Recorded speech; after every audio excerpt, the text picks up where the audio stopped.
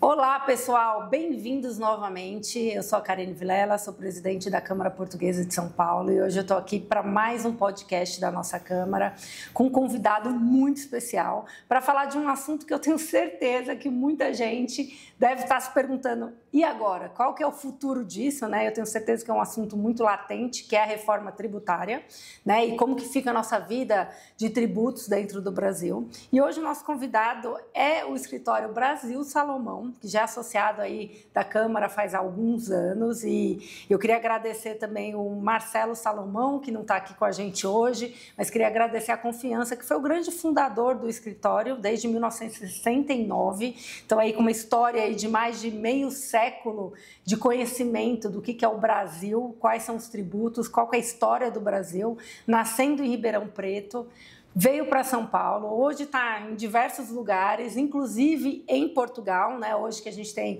o Fernando e o Gabriel, que hoje é meu convidado, Gabriel Prata. Muito obrigado por estar aqui hoje com a gente. Eu sei que o desafio que eu trago aqui para você hoje de falar da reforma tributária é um desafio complexo, mas eu queria primeiro começar você se apresentar, tua história dentro da Brasil Salomão e contar um pouquinho aí como que a Brasil Salomão foi para Portugal e como que você vê hoje a Brasil Salomão lá.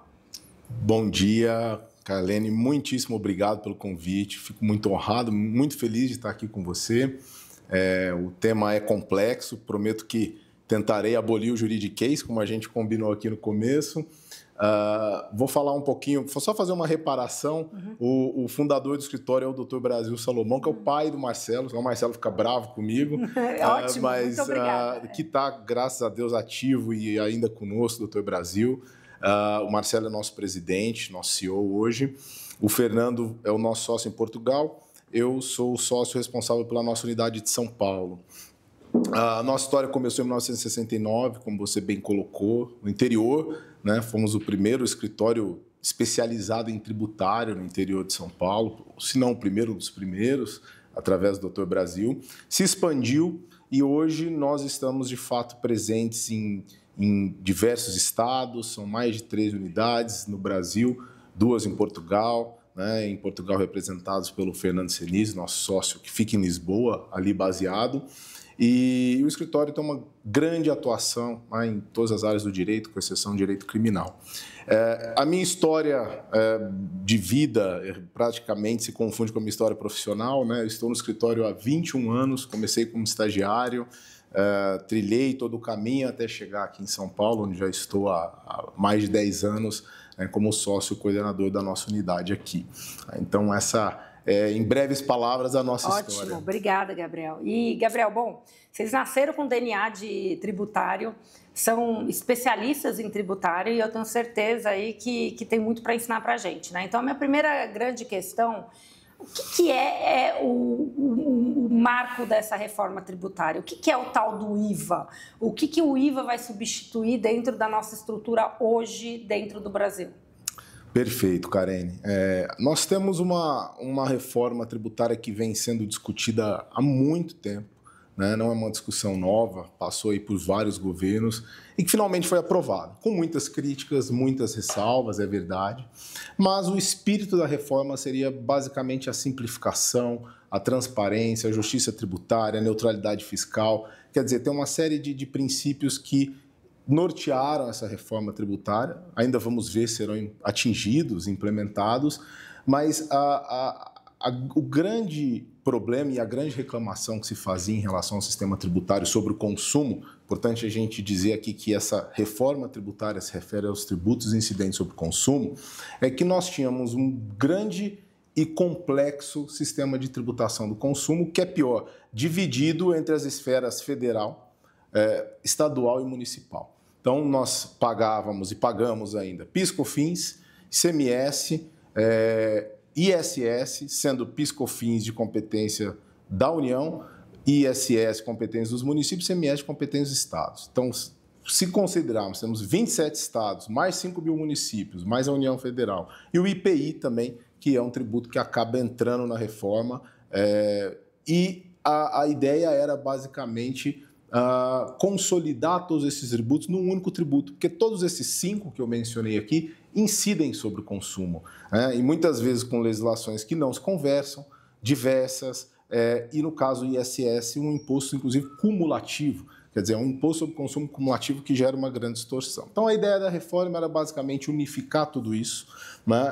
Trazer um único imposto, que acabou virando 2 e depois viraram 3, por quê? Porque o IVA que nós adotamos é o chamado IVA dual, é a junção da CBS, que é a Contribuição sobre Bens e Consumos, de competência da União, e o IBS, que é o Imposto sobre Bens e Consumos de competência dos estados e municípios, né? Então, CBS substitui PIS/COFINS, IBS substitui ISS e ICMS.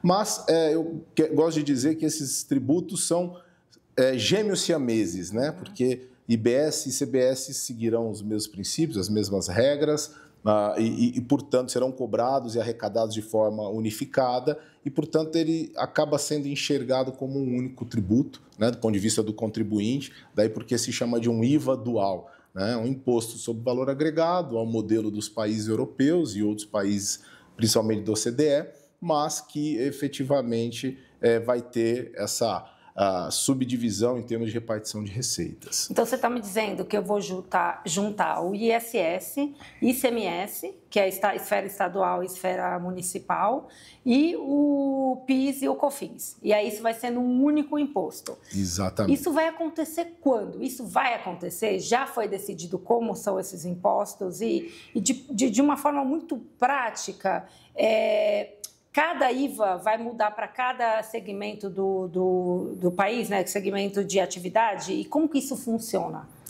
Nós vamos ter um período de transição para a implementação desse novo modelo tributário. Então, até 2032, nós conviveremos com 2 modelos, o modelo atual e o modelo implementado pela reforma. A partir de 2026, o ano que vem, né, nós teremos a chamada implementação da alíquota teste. O que é isso? Nós vamos pagar 0,9% de CBS e 0,1% de IBS, ou seja, é uma alíquota de 1%, somadas as duas, que será uma forma do governo entender como isso vai impactar, como está funcionando o modelo. A partir de 2027, a gente tem a extinção do PIS e da COFINS e já passa a ser exigida integralmente, né, a alíquota da CBS. E de 2029 até 2032, o IBS começa a ser implementado de maneira gradual. Vai substituindo o ICMS e ISS, começando, né, com uma alíquota que representa 10% do valor da alíquota padrão ou de referência, né, finalizando em 2033 com a cobrança integral do IBS e o fim do ICMS e do ISS. Então, a gente tem esse período efetivamente de transição. E essa alíquota vai valer para todos os estados e para todos os segmentos ou vai ter alguma diferença? Nós teremos uma alíquota de referência, mas os estados e os municípios terão a liberdade de fixar as suas próprias alíquotas. Tá. Né? Observado a Lei Complementar 214, que veio implementar a reforma, só lembrando, né, a reforma foi aprovada por uma emenda constitucional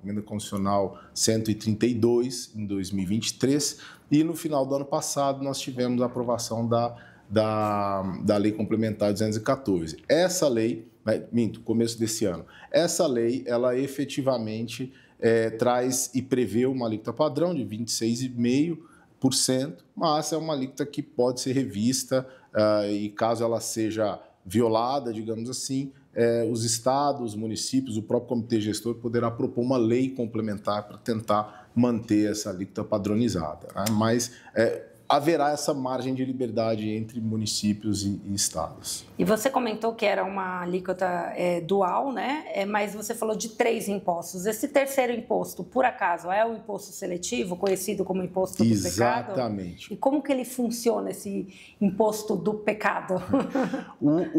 A ideia inicial da reforma era que o IPI desaparecesse e desse lugar ao chamado imposto seletivo. Imposto, como estão chamando aí, imposto do pecado. Por que imposto do pecado? Ele é um imposto que visa onerar bens e serviços prejudiciais à saúde ou ao meio ambiente, né? Então, é um imposto que gravaria esses bens, seria uma forma de estimular condutas, né, dos contribuintes, dos consumidores, e foram eleitos alguns bens e serviços sobre os quais ele vai incidir. Por exemplo, aeronaves, embarcações, veículos, fumígenos, bebidas alcoólicas e açucaradas.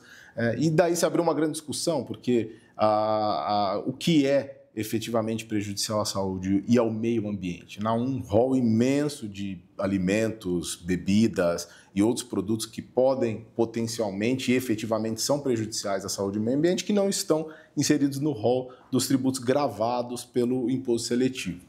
No entanto, o IPI não desapareceu. Ele continuou. Isso foi um reclamo para se manter os benefícios da Zona Franca de Manaus. Então, todos os bens produzidos na Zona Franca de Manaus que tenham produção fora dessa zona franca, serão tributados pelo IPI. Então, o IPI sobreviveu, né? Foi uma alteração que se fez no transcurso da tramitação do projeto de lei. É ruim, ao meu ver, né? Porque a ideia era extinguir o IPI, mas ele sobreviveu especificamente para tributar produtos que também são produzidos na Zona Franca de Manaus. Não, super claro. E é engraçado, né? Porque esse imposto seletivo foi muito discutido, né? Teve muita jornais comentando, até carros elétricos caíram nisso, né? Como que carros elétricos, que na teoria teriam uma matriz de energia renovável, também está dentro desse imposto.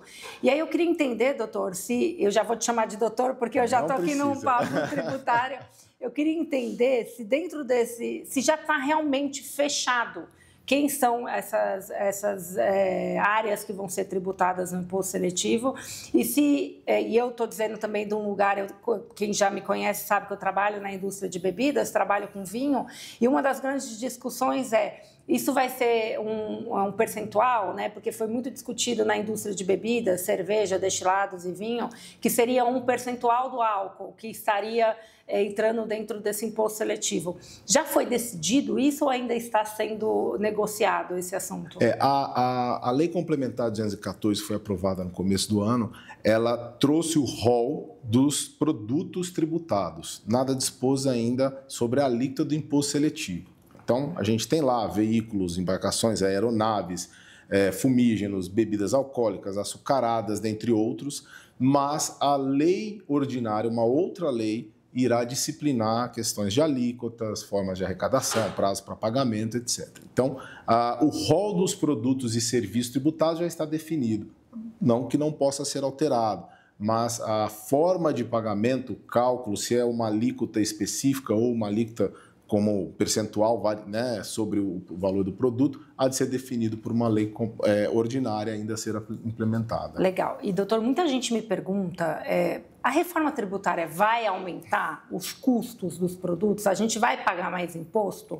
Qual que é a visão dos escritórios e a sua visão do que isso vai acontecer? A gente vai pagar mais imposto com essa reforma? Olha, eu vou falar como contribuinte, num primeiro momento, como um escritório de advocacia. Para o setor de serviços, vai haver um aumento inegável. Basta pensar que hoje uma empresa prestadora de serviço, eu vou falar como regra geral, né, sujeita aí ao lucro presumido, paga 3,65% de PIS/COFINS e entre 2% e 5% de ISS. Né? Se nós formos submetidos, vamos pensar uma alíquota de 26,5%, ainda que haja e há para os profissionais liberais uma redução de 30% nessa alíquota, nós vamos quase que triplicar a nossa carga tributária. O grande argumento dos autores da reforma é que, com a não cumulatividade plena, a neutralidade, e ao contrário do que ocorria no passado, e ainda ocorre hoje, né, o ISS e o PIS/COFINS, o regime cumulativo, não dão direito ao crédito. Então, hoje o serviço que eu presto a uma empresa não permite a ela se creditar. Né? Com a vinda do IBS/CBS, eu gerarei ao tomador do meu serviço direito de crédito. O problema e os escritórios que trabalham para pessoas físicas? Não é? Quer dizer, a pessoa física não se acredita de nada. Então, haverá sim um aumento. E a dificuldade de se negociar contratos que efetivamente tenham sido firmados ainda no modelo atual. Eu vou conseguir fazer a transferência dessa carga tributária? Quer dizer, para o setor de serviços eu não tenho dúvidas, haverá um aumento. Alguns setores, acho que principalmente a indústria, terá uma diminuição, né? E isso porque hoje elas vão substituir PIS, COFINS, via de regra do regime cumulativo, a gente está falando de 9,65%. Vamos pensar no ICMS entre 18% e 21%. Vamos pensar ainda no IPI, né? 10%, 15%. Então, quer dizer, vai haver uma grande redução, não só nominal, como efetiva. Por quê? E aqui eu estou falando de um ponto positivo da reforma, Karine. A reforma acabou com a chamada base de cálculo por dentro, ou cálculo por dentro dos tributos, que era uma grande distorção, é ainda do nosso sistema tributário, né? No final, uma alíquota de 18% representa algo em torno de 21,95% quando eu faço o cálculo por dentro. A gente acaba nem sabendo o que está pagando. Então, em homenagem à transparência, simplificação e até mesmo a redução da carga tributária, a indústria, por isso mesmo, deve usufruir ou deve experimentar uma redução. E, além disso, a chamada não cumulatividade plena, né? Acho que é um outro ponto importante para mencionar e acho que é uma inovação importante da reforma. A reforma fala, pela primeira vez, a nossa legislação fala em princípio da neutralidade. E o que é esse princípio da neutralidade fiscal, né? A neutralidade quer dizer que o imposto ou tributo ele não deve influenciar na tomada de decisão do empresário ou mesmo do consumidor na organização das suas atividades econômicas ou nas suas decisões de consumo. Então, quer dizer, esse princípio só é atingido e alcançado quando eu tenho a não cumulatividade plena. Significa o quê? Toda e qualquer aquisição de bem e serviço onerada pelo IBS, CBS, pelo IVA, terá de dar direito ao crédito desse mesmo tributo. Então, a indústria vai provavelmente ampliar o rol de produtos e serviços que são passíveis de creditamento e, por isso, terá no final também, muito provavelmente, uma redução da carga tributária. Isso é muito interessante porque, realmente, qual empresário no Brasil não tomou uma decisão baseada no tributo, né? Exato. De onde vai investir, mercado, para onde vai transferir mercadoria. Eu acho que isso também coloca uma questão de competitividade mais alinhada, né? Um pouco mais de equidade nos negócios e menos engenharias tributárias e mais transparência, né? Que eu acho que essa que é a ideia da reforma, né? Agora, o que eu acho que muita gente se pergunta, e eu também me pergunto, eu como empresária, eu já tive aí a oportunidade de ter várias créditos de tributos, exatamente dessa questão da base cumulativa, você entra com crédito e você traz o crédito para a tua empresa. Esses créditos que a gente entrou agora nesse momento vão continuar existindo? É o momento para sair correndo atrás de crédito porque isso vai mudar completamente? Ou o que valia antes vai continuar valendo por um determinado período? Vai haver um período também que se poderá usufruir esse crédito. Depois, vamos pensar no período pós-transição, né? Então, depois de 32, em 33, os créditos de PIS/COFINS vão poder ser compensados com a CBS, né? E os créditos de ICMS terão uma previsão de ou se compensar com bens que possam ser adquiridos por ativo não circulante ou até mesmo uma restituição aí num prazo de 240 meses e aí entra um problema, né? Será que realmente haverá esse ressarcimento? Isso é algo que no Brasil muita gente duvida e com razão, porque a experiência nos mostra que nós temos uma grande dificuldade em receber dinheiro de volta do governo. Mas, de fato, há, de novo, voltando a esse ponto positivo, que é a simplificação, em tese, dos créditos. Pela letra da Lei Complementar 214, da própria Emenda Constitucional 132, nós teremos direito a crédito de todo e qualquer bem e serviço que seja onerado pelo IVA, com exceção daqueles destinados ao uso e consumo pessoal. Então, essa redação traz algum conforto no sentido de eliminar discussões que tanto se arrastaram e ainda se arrastam, né? Quer dizer, nós temos a não cumulatividade prevista no caso do ICMS e do IPI, desde a Constituição de 1988, ainda estamos discutindo qual é o alcance dessa não cumulatividade. E tentando os créditos, né? Exatamente. E, doutor, e assim, essa questão de neutralidade, até falando de competitividade, os estados perdem a força na questão de incentivos de ICMS, porque a gente sabe que tem alguns estados bastante arrojados no Brasil, que dão bastante incentivos fiscais e muito relacionados a ICMS. Esses estados perdem essa força? Como que fica isso? Sim.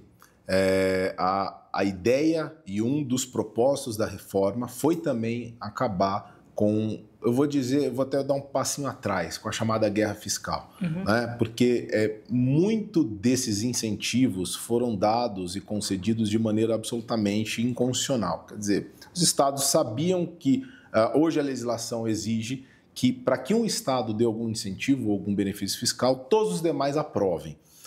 E muita gente, ou muitos estados, muitos governadores obedeciam essa diretriz e concediam benefícios como forma de desenvolver a região, de atrair indústrias e, enfim, havia obviamente uma motivação econômica por trás disso, mas os benefícios eram concedidos sem essa autorização dos demais estados. Isso gerava uma grande confusão, porque créditos que eram concedidos, por exemplo, pelo estado de Goiás, não eram reconhecidos pelo estado de São Paulo. E o contribuinte que adquiria de empresas do estado de Goiás acabava tendo aqui problemas em São Paulo, recebia autos de infração, glosando esses créditos. Então, essa guerra fiscal se arrastou durante muito tempo.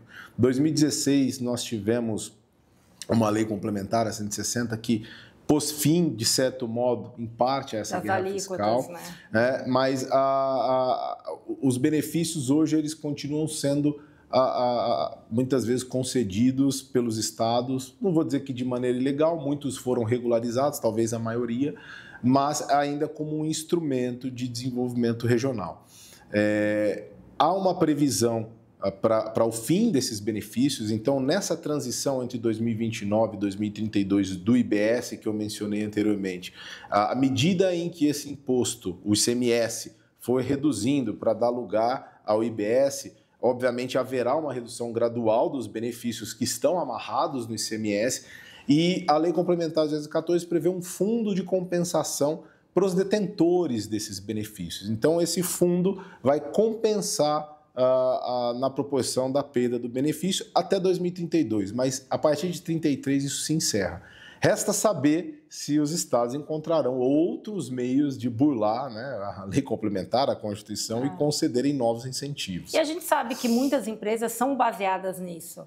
Existe algum estudo, e isso é uma curiosidade mesmo, não sei se existe algum estudo da quantidade de empresas que fecharão ou que já não existirão pós essa questão do perca do incentivo? Não? Eu não vi nenhum estudo relacionado a isso, mas o que pode haver é talvez um retorno dessas empresas aos estados, né, originais.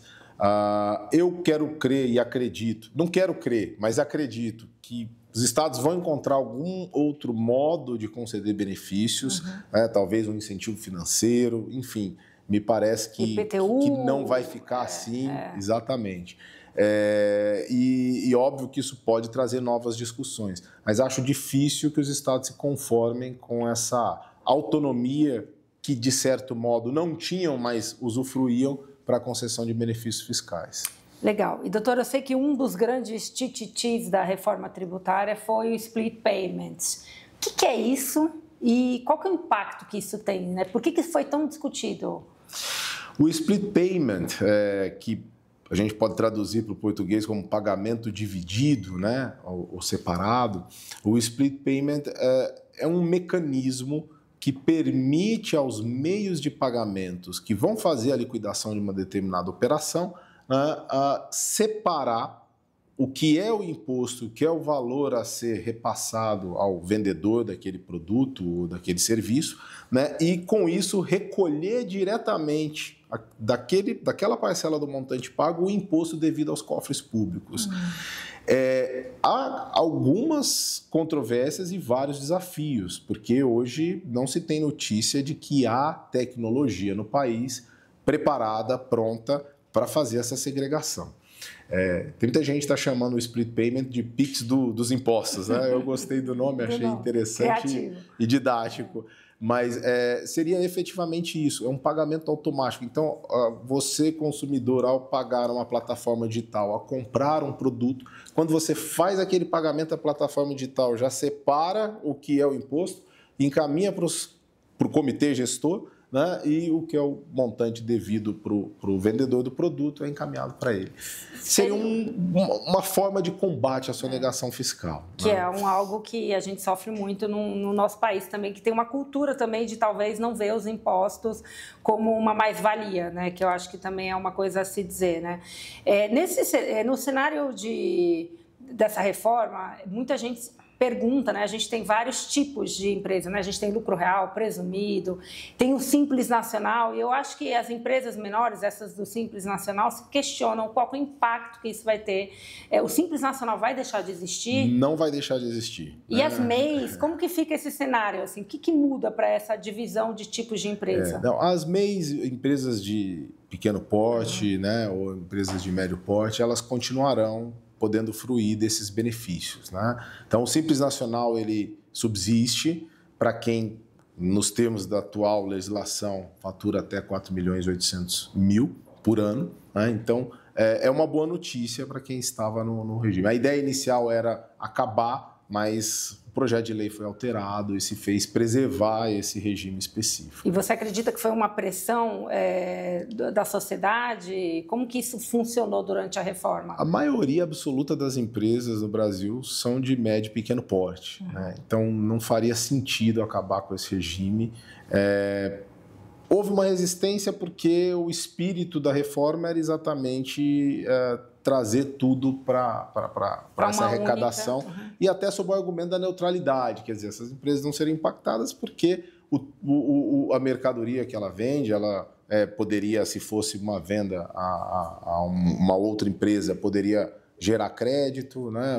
Ela também seria receptora de créditos, mas a gente sabe das dificuldades de não só acesso à informação, como cumprimento de obrigações acessórias no Brasil, né? Então, o Simples Nacional, ele não é só um benefício do ponto de vista de redução da carga tributária, é também um benefício do ponto de vista de simplificação das obrigações acessórias, porque ao invés de se arrecadar, se recolherem, né, vários impostos, eu estou recolhendo uma única guia, que é a conjugação de tudo isso. Que, de novo, traz a transparência que a gente está tanto falando aqui, né? Exatamente. É uma forma de a gente também garantir que os impostos estão sendo pagos e que, dessa forma, também a gente consiga que esses impostos reverberem aí de forma positiva para o país. Perfeito.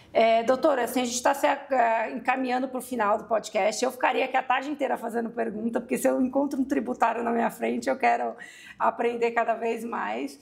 Mas eu queria ouvir da sua opinião. Assim, você acredita, antes da gente encerrar, você acredita que essa reforma vai ser realmente benéfica para o país? A gente vai ter ganho o país? Por que a gente não resolveu reformar o sistema antigo? Assim, tinha alguma coisa do sistema antigo que era válido para a gente reformar? Então, eu queria ouvir sua opinião sobre isso. A gente é uma resposta bastante difícil e complexa, porque nós estamos trocando o certo pelo duvidoso. A verdade nós ainda não conhecemos na prática o modelo que está sendo implementado. Teoricamente, principalmente o projeto original da reforma, era muito bonito, né? A gente previa a substituição de 4 tributos ou 5 por um único, que viraram 2, depois viraram 3.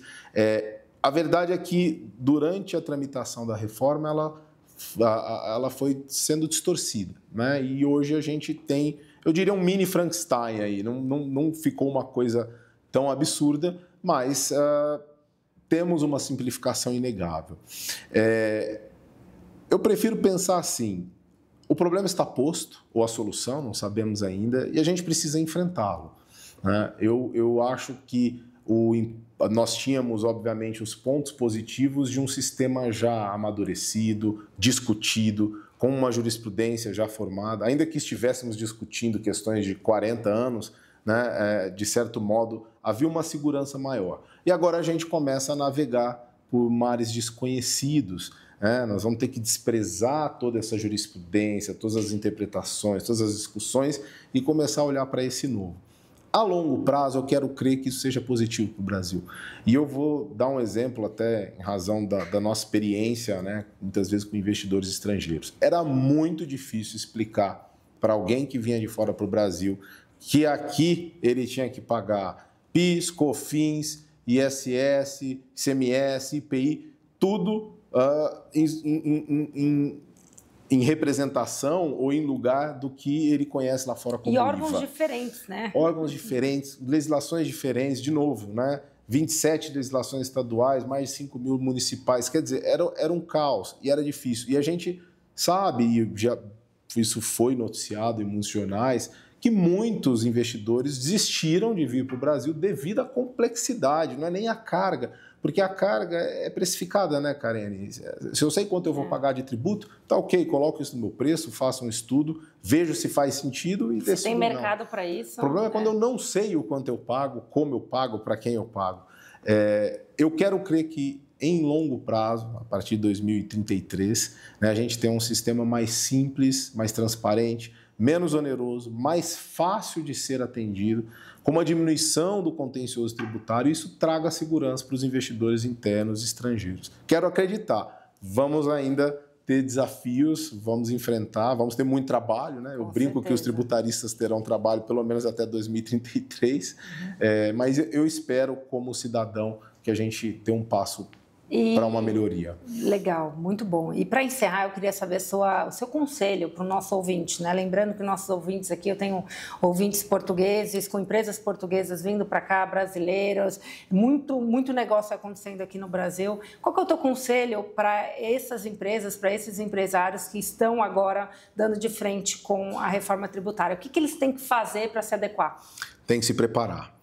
Eles precisam se preparar, eles precisam estudar o impacto desse novo modelo nos seus respectivos negócios, principalmente quem vai ter aumento de carga tributária. Então, eu vou repactuar os meus contratos, eu vou reprecificar, né, o meu produto, o meu serviço. Eu acho que esse planejamento é fundamental agora. Lembrando que conviveremos com 2 sistemas até 2032, né? Então, há aí, de certo modo, um prazo razoável para essa preparação, mas é preciso que isso seja antecipado. Quanto antes fizer, melhor, né? Muita gente está preocupada, e com razão, como ficarão os contratos que não previam, por exemplo, o repasse do imposto. É o momento de sentar e conversar com o seu cliente, com o seu fornecedor, né? E entender como isso vai impactar a sua atividade, o seu negócio. Quem não fizer esse dever de casa corre o risco de amanhã ter um grande problema pela frente. Não, e a gente sabe que 2032 é amanhã, então não deixem para a última hora, viu, ouvintes? Bom, eu tenho assim só agradecer, eu tenho certeza que o doutor agora vai ter muito trabalho pela frente, vamos garantir aí muito trabalho, não só para Brasil Salomão, como vários escritórios aí tributários também associados nossos aqui da Câmara. Então, para quem é associado, não se esqueça, a gente tem um hall aqui de empresas que poderão te ajudar e te dar uma consultoria clara sobre o tributário. Eu queria agradecer o seu tempo, doutor, agradecer a sua generosidade em dividir tanto conhecimento num assunto que ainda parece complicado, mas eu tenho certeza que a ideia é facilitar e logo, logo a gente vai ter mais facilidade aí para todos nós, né? Muito obrigada. Karine, sou eu que agradeço o convite, foi um prazer estar aqui com você, debater, poder responder dúvidas e contribuir de alguma maneira. Eu digo que a gente tem um diálogo ainda, assim como todo mundo. Eu estou aprendendo ainda sobre a reforma, né? Não tenho a palavra final, muito pelo contrário. Vamos construir juntos e eu fico à disposição. Muito obrigado mais uma vez. Muito legal. E, bom, lembrando, para quem gostou desse conteúdo, quer falar um pouquinho sobre reforma tributária, não deixa de compartilhar os nossos conteúdos, nosso podcast no Instagram, no LinkedIn, seguir a gente no nosso canal do YouTube e eu espero vocês no próximo episódio do podcast da Câmara Portuguesa de São Paulo. Até breve!